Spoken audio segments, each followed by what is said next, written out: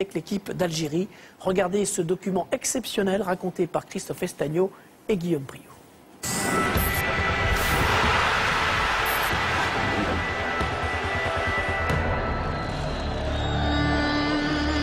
Joueurs, 40 millions d'Algériens et bien plus qu'un match de football. Toute l'Algérie est dehors actuellement en train de nous attendre et de nous supporter. Donc cette image elle est ancrée dans nos têtes pour fêter la victoire et la qualification Inch'Allah après le match.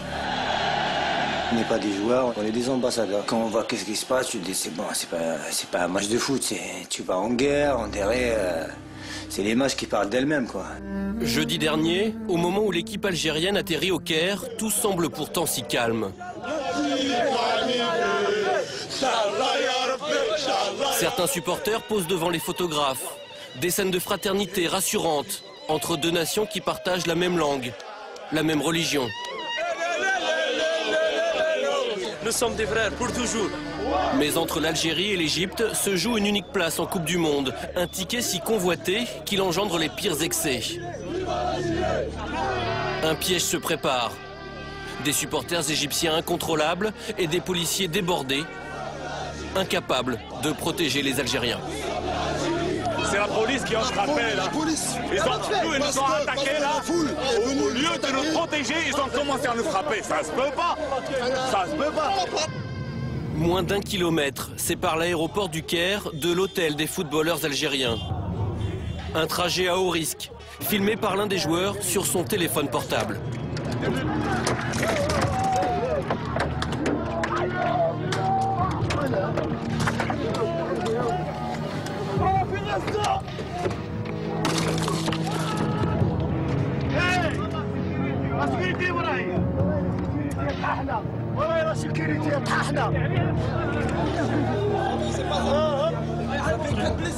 Qu'est-ce qui s'est passé, Majid? Qu'est-ce qui est passé? Comment imaginer que ces hommes ensanglantés qui descendent de leur bus ne sont venus jouer qu'un match de football? 4 joueurs blessés. Et sur le coup, la colère qui monte.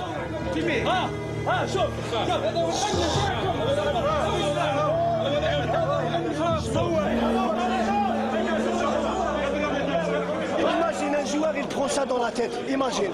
C'est ça le football. C'est ça le football. J'ai vu la pierre qui est venue. Heureusement qu'elle était un peu amortée par le réseau. Et après, elle est rentrée dedans. Elle sonné, je me suis caché. Comme tous les autres, ça venait de partout. Il y a un morceau de verre qui a pénétré à l'intérieur de la plaie. On attend pour la suturer. Il y a une constatation de la FIFA. Et après, ils te disent, on est des frères. Quels frères? Ça, c'est des frères. Regarde l'accueil. Quel accueil? Il te dit l'Algérie. Quel accueil? Là, en Algérie, on n'a touché personne. En Algérie. Il n'y a personne qui t'est touché. Ça, parce qu'ils voient les gens, c'est pas un joueur. Après, il te dit, on est des frères. On n'est pas des frères. On va la gagner. On va la gagner. On va gagner. On va gagner.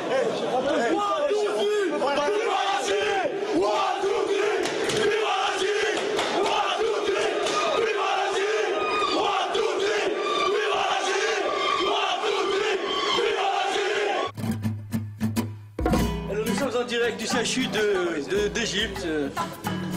Donc, est-ce que vous pouvez nous parler de la blessure de certains joueurs? La vôtre d'abord. Elle est centrale au niveau du cerveau. Il faut commencer par elle. Le lendemain, dans l'intimité de l'hôtel, plus personne ne peut approcher. Ni supporters, ni journalistes. Notre caméra est la seule acceptée. Loin du tumulte, les plaies ont été soignées. Les esprits se sont apaisés. Je suis en train de me remonter le moral. J'ai failli pleurer hier, mais ça va là. Non, alhamdoulilah, tout se passe bien. Impeccable. Même avec un bras au moins, on va jouer. On aura plus de courage. Mais cet avant-match sera de tous les excès. Rafik Saïfi s'en rend compte une deuxième fois lorsqu'il s'aventure hors de l'hôtel. Comme par hasard, aujourd'hui, il y a la sécurité. Hier, il n'y avait personne. Aujourd'hui, il y a les chars, il y a tout. Je suis en Afghanistan. Voilà, c'est pas un match de foot. L'armée, c'est un chargeur, c'est l'armée. C'est même pas la police. Plus d'1h15 pour enfin atteindre l'immense stade du Caire et s'entraîner. Fais-la sortir, voilà. Le soir venu, nouveau souci, ce bruit de klaxon incessant. Est-ce vraiment un hasard? Il est bientôt 2 h du matin et puis ça continue. Hein. Il continue, il tente de déstabiliser par tous les moyens. C'est pas très beau, c'est pas très sport, mais bon. La vérité, elle se passera demain sur le terrain. Bonne nuit. On va aller se coucher. Ils ont arrêté de klaxonner. Tard dans la nuit, Antar Yahya, l'ancien joueur de Bastia, est presque au bout de ses surprises. Sûrement, l'Égyptien, il a dû prendre ma carte, il a démanié à Ici devant la porte. Ouais. J'étais mauvaise langue, pardon. Jour de match. Malgré les incidents, la Fédération internationale a décidé de maintenir la rencontre. Alors, peu importe les polémiques. Ah mais chez nous, il peut se passer n'importe quoi, il y aura toujours une bonne ambiance, ce sera toujours détendu. On est plus fort qu'eux, et c'est pour ça qu'ils ont commencé à nous créer des histoires. On savait qu'ils allaient nous faire tous les moyens pour nous déstabiliser. Vous êtes l'exemple, c'est l'Algérie qui joue. Et on doit donner un très bon exemple dans le comportement. Tout le monde. Y compris moi, parce que la dernière fois, je me suis énervé. On va aller au match. On va les battre sur le terrain. Et là, on va leur démontrer, on va leur dire, voilà, nous, on mérite d'aller au Coupe du Monde. On est prêt pour le match. La guerre.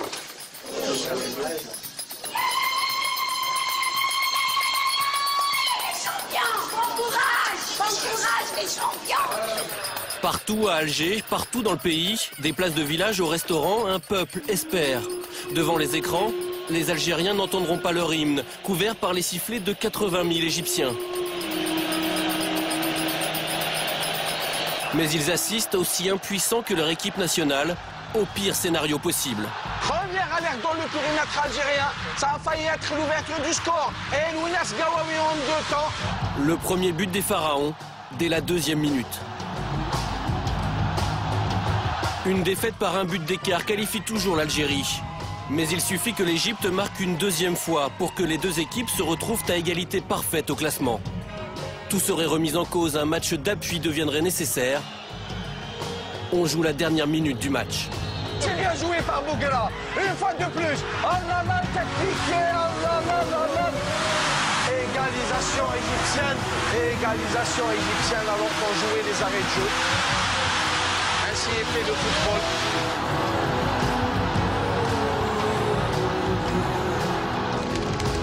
Pendant 95 minutes, l'Algérie a tenu cette participation au mondial qui lui échappe depuis 23 ans.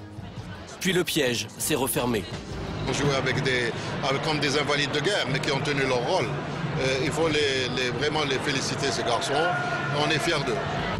Tard dans la soirée, dernier remerciement aux supporters venus les encourager. Une minute du bonheur. Mercredi au Soudan, sur terrain neutre cette fois, les Fennecs auront une 2e chance. Ça fait mal, c'est très dur à digérer, mais on n'a pas le choix. Il faut récupérer très vite. On part demain au Soudan. On va gagner au Soudan, Inch'Allah. Sur le chemin du retour, un éternel recommencement, de nouveaux jets de pierre.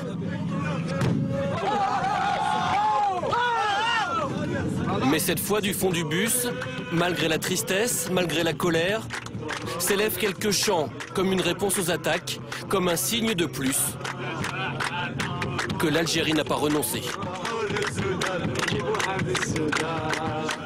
Voilà, il y aura donc un match d'appui au Soudan, Algérie et Égypte mercredi. Samir, vous suivez l'équipe du pays de vos parents? Oui, j'ai regardé le match et mercredi aussi je serai devant mon poste en espérant qu'il puisse se qualifier pour la Coupe du Monde.